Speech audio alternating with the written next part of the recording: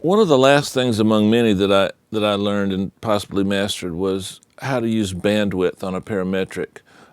Sometimes it's called Q and sometimes it's called bandwidth. Those are somewhat interchangeable in terms of the way we talk about parametrics, but they're actually two different functions. Now, Q is short for quality factor. It's a ratio between the amount of frequencies that are involved and the center of that frequency.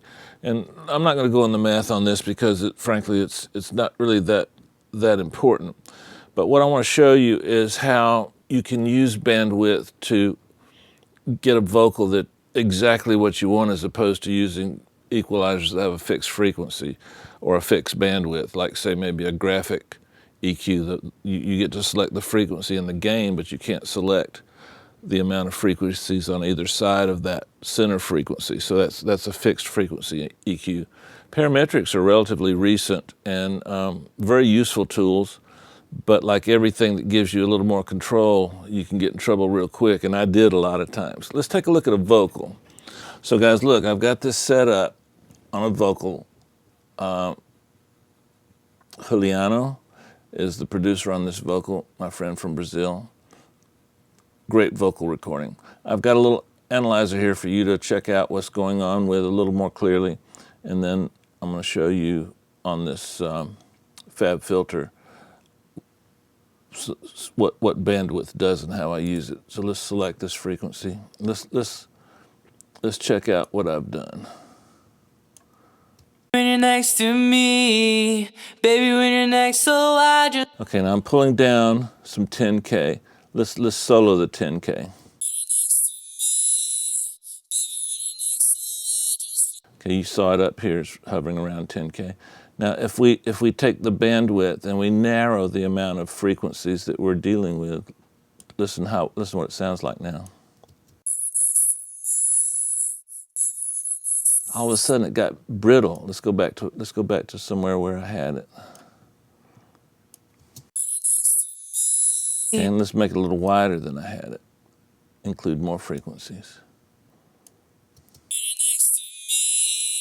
Baby. Now remember, we're pulling those frequencies out. So if you can look visually at the wider area, I'm pulling out some 20K, and I'm pulling out all the way to almost 6K.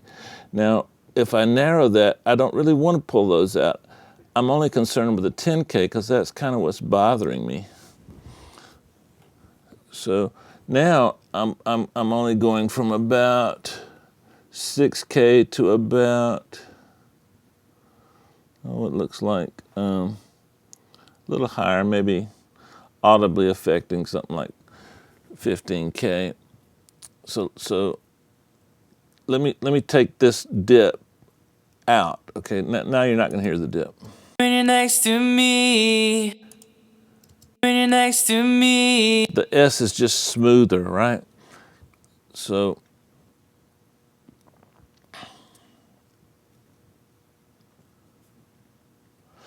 you can see that it gives my vocal a little smoothness, but without the frequencies on the left side of this selected EQ being reduced. So I'm still getting the high end from these guys without the harshness from the 10K, and I'm using a smooth return here. I could actually get by with a little less. When you're next to me, baby, when you're next, so I just wanna hold you tight, treat you right, and be by. That's probably not bad. Let's solo it and see what it sounds like. It scares me. So let's go back to what we had a little bit. Now, on the low end, let's look at what we've going on. I'm using I'm selecting a high pass essentially. So let's check. This guy here is the purple dot is what's being affected. It's a high pass filter essentially. Now, I want a little bit less to the lower frequencies. I want less of those, but right around the cutoff, I'm missing something. So what I've done is I've added this guy at 160, and Looks like I'm adding around 2 dB. Let's solo that and see what I'm doing.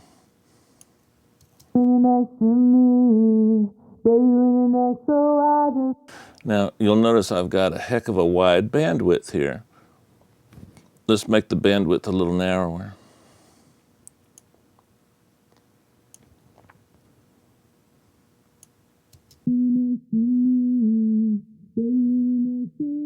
Just wanna hold you tight. See, I'm not getting the effect of a rounder vocal on the bottom, so let's go back to what I had.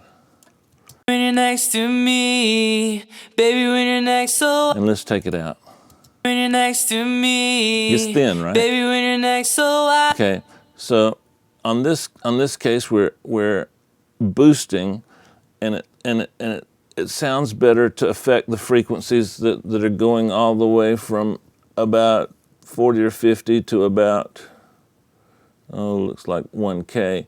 Now, if this scares us boosting in this range, which it could, we could drop another guy there, select it as a low cut, and extend, and cut this guy off too. when you're next to me, baby, when you're next, so I just And then you'll notice that here at almost 2K, I've got a very wide sloping musical bandwidth.